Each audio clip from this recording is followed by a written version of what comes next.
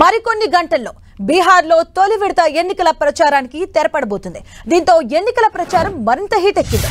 గెలిపే లక్ష్యంగా ఓటర్లపై వరాల జల్లు కురిపిస్తున్నారు. ప్రచారంలో స్పీడ్ పెంచాయి పార్టీలు.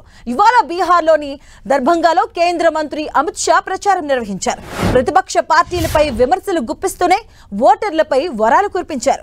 యూపీ, తమిళనాడులో లాగా బీహార్లోనూ రక్షణ కారిడార్ను ఏర్పాటు చేస్తామన్నారు. అటు జనసురాజ్ పార్టీ తరపున ప్రచారం నిర్వహించారు ప్రశాంత్ కిషోర్.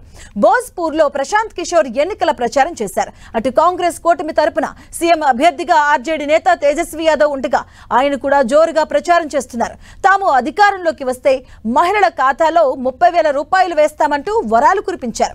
బీహార్లో మొత్తం 243 స్థానాల్లో ఎన్నికలు జరగబోతూ ఉండగా తొలి విడతలో భాగంగా ఎల్లుండి 121 అసెంబ్లీ స్థానాల్లో ఎన్నికలు జరగనున్నాయి. నవంబర్ 11న రెండో విడతలో 122 అసెంబ్లీ స్థానాలకు ఎన్నికలు జరగబోతున్నాయి.